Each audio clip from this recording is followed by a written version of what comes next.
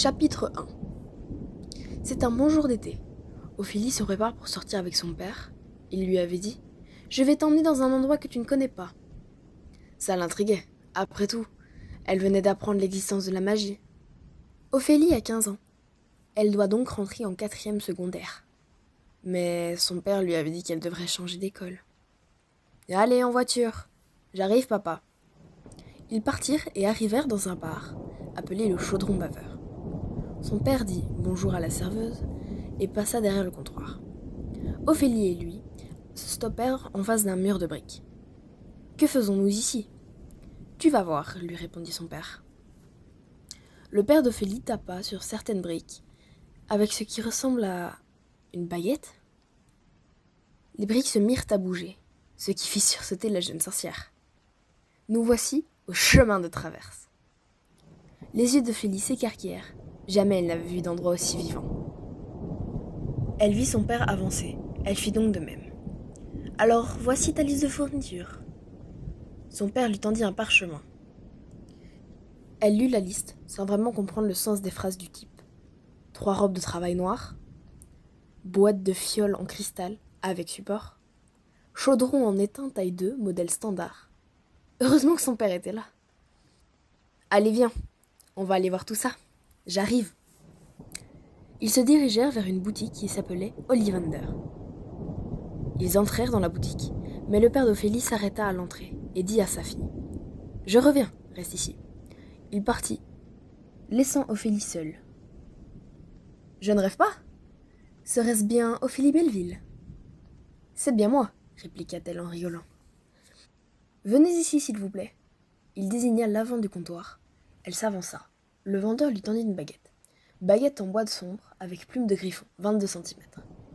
Ophélie l'essaya, et elle sut que c'était la bonne. Elle vit que le vendeur n'était pas étonné. « C'est bien ce que je pensais, » dit-il. « Excusez-moi, mais de quoi vous parlez-vous ?»« Eh bien, sachez, mademoiselle, que toute la lignée de Melville est connue pour leurs familiers réputés. Pour leur indomptable caractère, mais seuls les Melville arrivent à faire d'eux des familiers. » Je vois, merci. Elle se retourna et vit que son père, en dehors de la boutique, l'attendait. Elle sortit et demanda à l'homme « Pourquoi tu m'as pas parlé de nos familiers ?» entre guillemets. « Je comptais t'en parler, mais pas avant que tu sois allé à Poudlard. » D'accord, je vois. J'ai une surprise pour toi.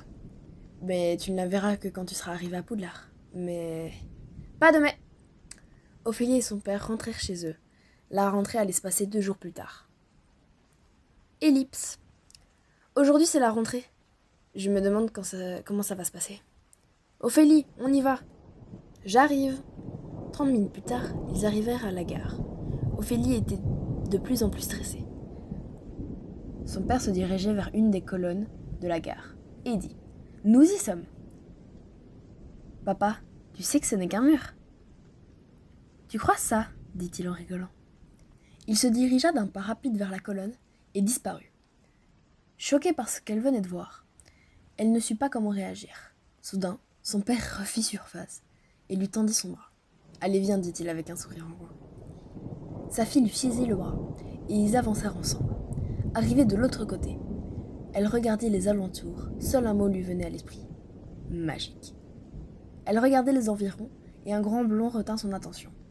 Oui, un grand, car Ophélie faisait 1,62 m.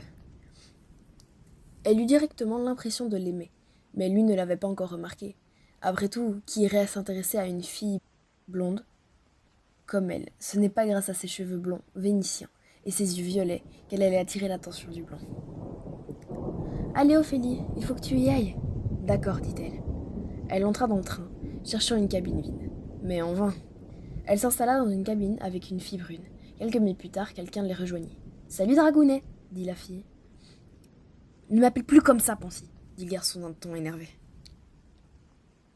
Point de vue de Drago. Pansy m'énerve à m'appeler comme ça. Tiens, c'est qui cette fille? Je me pencha vers Pansy et lui demanda. « Tu sais qui est cette fille ?»« Non, répondit-elle.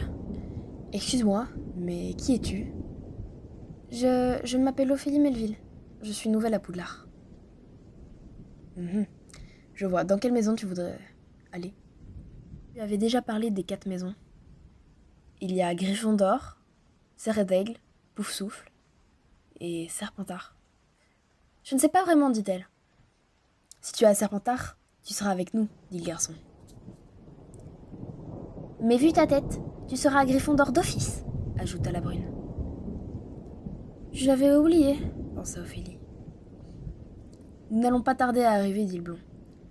Au fait, je me présente, Drago. Drago Malfoy. J'espère que nous serons dans la même maison, dit la jeune sorcière. Ils arrivèrent à la gare. Ophélie descendit du train, quand elle entendit une voix grave l'appeler. Ophélie, c'est bien toi?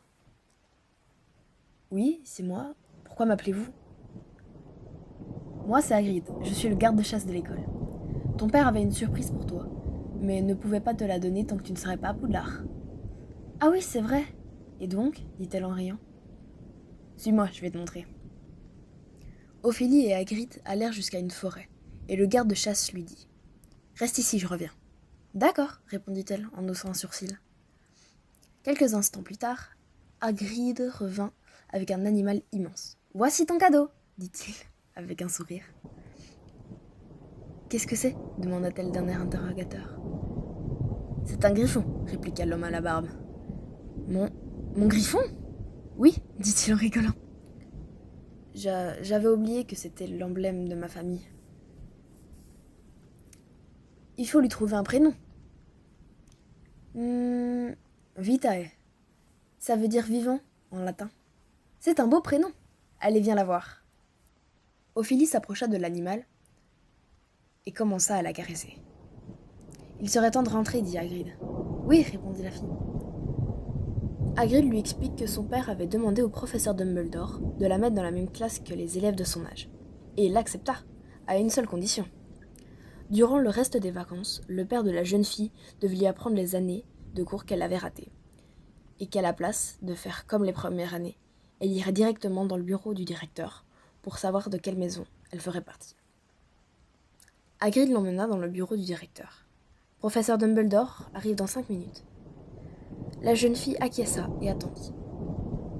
Quelques minutes plus tard, un vieil homme à la longue barbe blanche entra dans le bureau et dit « Ah, mademoiselle Melville, avant de commencer, j'aurais besoin de savoir jusqu'où votre père vous a enseigné la magie. » Ophélie lui expliqua jusqu'où elle avait étudié. « Bien.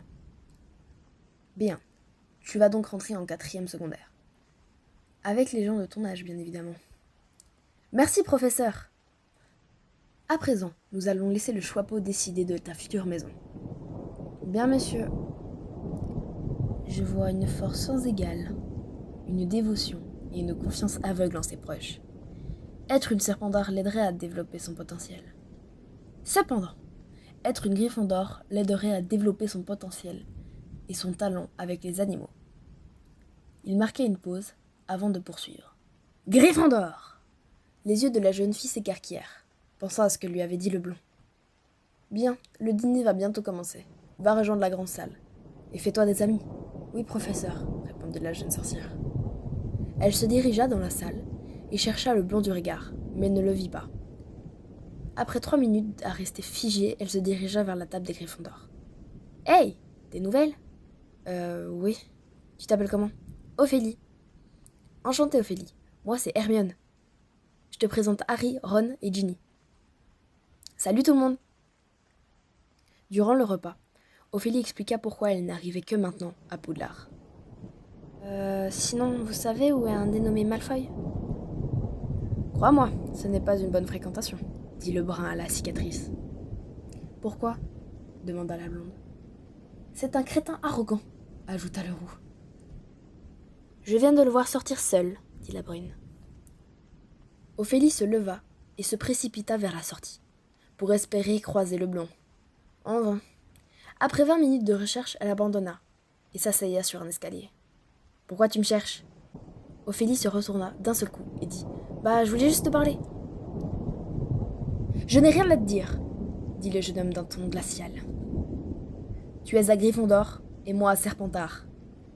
Ne t'avise plus jamais de venir m'adresser la parole. Sale sang mêlé. » Le jeune homme partit, laissant la blonde seule. Les mois passèrent et Noël était devant la porte. Dans 3 jours, le bal aura lieu. Ginny, Hermione et Ophélie décidèrent d'aller au chemin de traverse pour faire un peu de shopping.